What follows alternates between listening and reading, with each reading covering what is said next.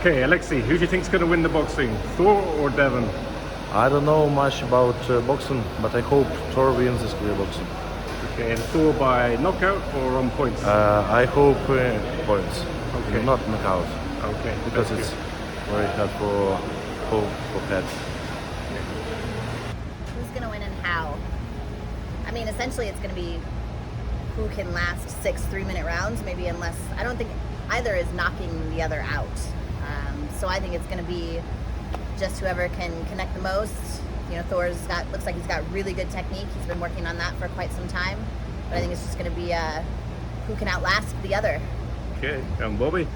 You know, it's kind of like a two-sided answer. It's going to depend. If it stays a boxing match, which is about scoring points, moving, being technically proficient, I think Thor will win. But if it becomes a fight, Devon. If it becomes a fight, it's going to be Devon 100%. So it'll just depend on how each fighter comes in and really how bloody things get, how quick. Ultimately, if it comes into survival and self-preservation, Devon's going to win. But if they both play the game the way it's meant to be and it's about points, I think Thor's going to come out on top. It's a good one, but if you think like you should, Thor have practiced for this long time. Devon only 1 month or something, and I think what can be problem for Devon, his hand like this, it's no, it goes straight, and that's why I think Thor will win. Okay, by knockout or on points? With points. Okay. Because I think Devon have physically very good, and we see he's so nice guy. He's not aggressive, but when you see his match after this, he's screaming like some animal, and I think he will be aggressive, but no knockout. Konstantin, who's going to win, Devon or Thor? I think Thor. Oh, because Thor is maybe 1 year is training this box, and a little bit it's who is boxing, And by knockout or points? Oh, maybe first round it's knockout. Yeah. Okay, thank you. I think Thor. I would say more by points, because Devon hasn't so long time preparing. Thor is now preparing for 2 years already for this boxing match. Almost 2 years, but he's much better. I would say much better in the right now situation. Thor by knockout or points? I would say more points. Okay. I think it's more will be points. Knockout, maybe, but more I would say points, because Devon is also a tall guy with big hands and he can hold its Thor away. Kevin, who do you think is going to win the boxing between Devon and Thor? Well, I think Thor's been training so much boxing, he's gonna win it. But Devon, he might surprise us all, because arm wrestling is very, very aggressive sport also, and yeah, I think he's gonna do well, but I think Thor will beat him.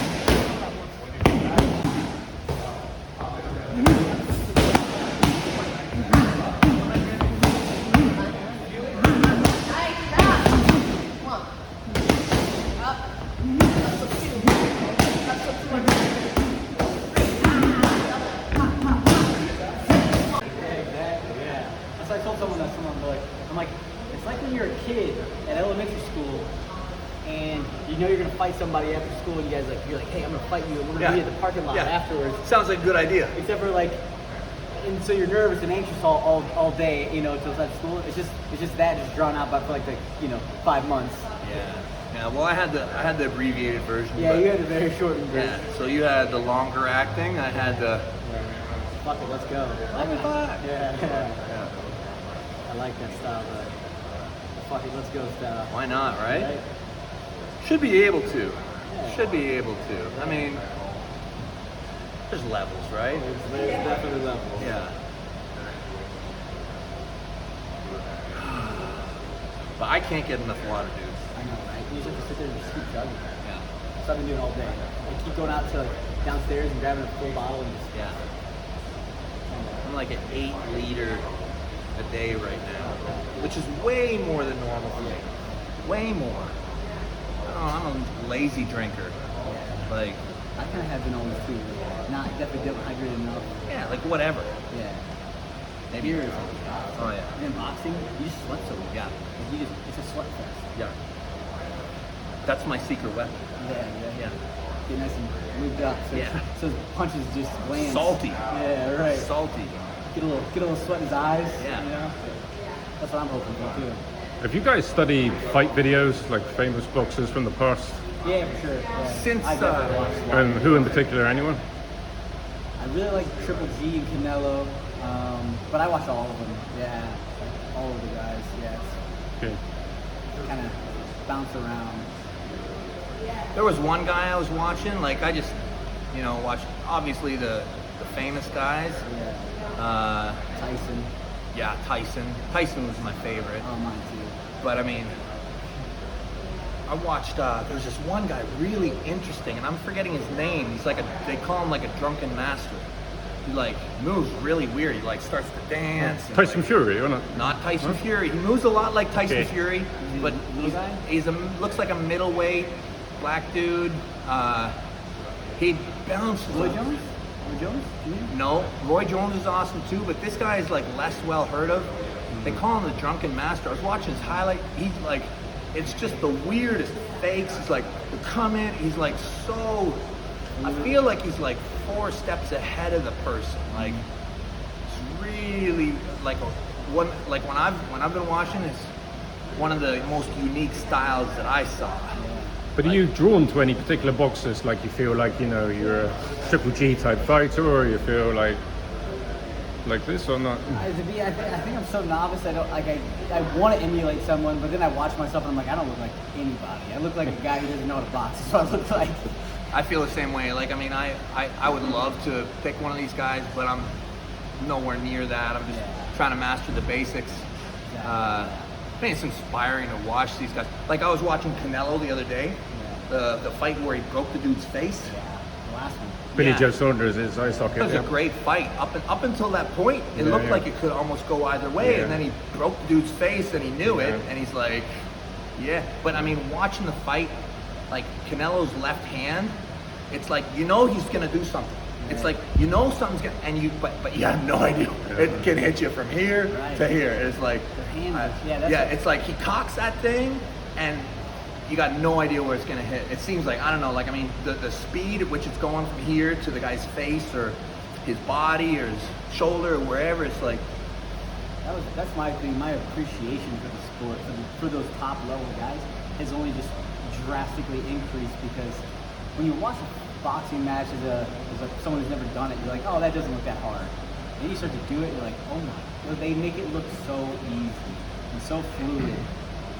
Have you found regulating your breathing being more tough in boxing than in your CrossFit? Definitely was a struggle at the beginning, and I've definitely started to feel a lot better. And just trying to be more relaxed in general, not even the breathing, just more relaxed, and like not staying here and being like, oh, I gotta punch this. And the thing for me too is just switching the mindset of like, every time I punch, I don't have to, like, I'm not trying to knock them out, because that's what I did the first time. I tried to rip her hands off every time I threw a punch, and her hands were bruised up for a while, but I've softened up for him. Yeah, I feel like, I mean, everything I say is probably still needs a lot of guidance, but like, I feel like at the beginning, it was like hold down the gas until I was out of gas. Yeah. And I'm just starting to realize that in the fight, you have to take periods of, you're going hard, and then you have to bring it back and control things and go hard. It's not like you're going 70% for the 3 minutes. It's burst, relax, burst, relax. Yeah, exactly. But that kind of conditioning is, it still works out to the same thing if you tally it, but it's still different. It's almost like interval work. Yeah. And of course, you guys don't know how you're going to feel when you walk out to the ring, but have you got in your mind that you want to be aggressive, you want to be very relaxed, sort of be focused? What kind of mindset are you planning to take in there? Yeah, for me it's relaxed. Okay. I'm going to go in and relax because I know that first period, the first round, I'm going to, all my coaches have told me that your first round's going to feel like 7 rounds. And then you have 5 more rounds. So like just having that mindset of going in, relaxing, not like just killing yourself in the first round. Once it's period round. And will you approach this like you do arm wrestling when you walk out for your arm wrestling? No, I'm not there. I'm not there at all. Hey, Stefi. How are you? Good to see you. Yeah.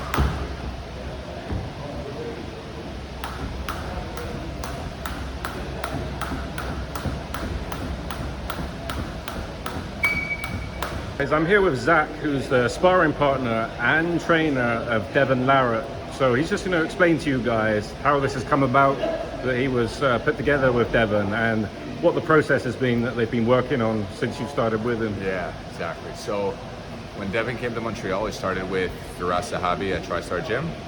Firas messaged me to come in and help someone spar. I didn't know who it was at the time. So I came in, got introduced to Devon, talked to each other, and then I was one of many sparring partners that Devon had. So we were about a total of 6.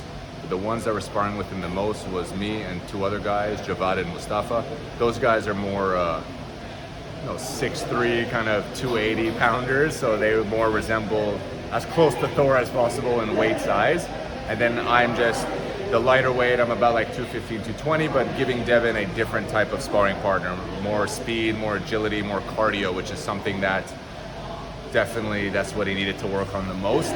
And a week before he flew out to Dubai, Firas mentioned my name. He said, I think you should take Zach with you. It would be a great guy to kind of take with you. And then Devon agreed, and he asked me, and I said, sure, no problem. I had nothing to do, so I came up here and trying to really help him as much as he can to just hone in on the stuff that we're trying to practice. So more slipping, more turning, parrying, trying to get into the middle, since Devon does have that bent arm, kind of limited extension. So what I'm trying to do now, yes, I'm sparring with him, but the end goal really right now is to try to rep and rep and rep as much as we can to give Devon some type of memory of skills of what he can use. I want Devon to have as many tools available to him and try to grind him in as much as we can before the fight. Because I don't know if you guys have been watching Devon, but he's taking the fight no matter what. So it's not on me that I'm just giving Devon as many skills and tools that I can, so that when it comes fight night, he's the best prepared with the little time frame we had. I know a lot of people are saying he had 5 weeks. He actually only had 4, technically. And like the week of the fight, you're not really doing much besides some technical fighting. So he really only had 3.5 weeks to get ready for the fight, to do conditioning, to learn the sport, to learn timing, to learn moving, to learn how to breathe, to learn how to get punched in the face. It's a lot. It's a lot for anybody, and someone that's completely out of the sport, 0 cardio. It's honestly great. He's came a long way, being able to spar with him on day 1, and being able to spar with him yesterday for his last sparring session, 2 days ago, his last sparring session. It was really great. It was nice to see.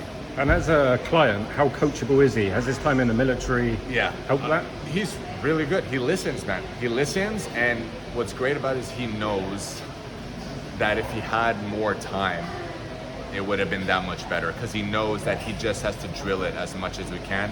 And like I mentioned, that's why right now that's all we're doing. We're trying to just get in reps on reps on reps, really high volume, lower intensity, since it is fight week, so we want him to recover as much as possible, but just to rep as much as we can, just so it's ingrained in him. But great, he's an athlete, you know, even though he's an arm wrestler, he's an athlete, he's the best in his category, and he wants to be the best in the world. So all we're trying to do is, when you have an athlete like that, they typically listen. No matter what the sport is, they listen to what you have to say, and they just drill and drill and drill. I find athletes all across the board, especially now we have CrossFit athletes, we got Strongmen. They listen, man. They listen, and they know a coach knows what to do. I'm going to listen to him, and I'm going to do it as best as I can. So Devon's honestly really great and came a long way. So it's fair to say he's as ready as anybody can be with 4 weeks training. Yeah, 4 weeks training, 100%. Especially, not even that, but he's doing really great with what he has available to him. And in boxing, this is extremely important. So having Thor, that's, I think, has a 90-inch reach, 92, I may be mistaken, but roughly in the 90s. Devon, that should have about like an 80-something, but then you take away about 4 inches on each side. So we're really trying to work with what he has, and he realizes that, so he understands that the game plan's gonna have to switch a little bit. So really good. Okay, well, wish you guys very good luck. I'm glad he's in safe hands, somebody out of TriStar, everybody knows. Yeah.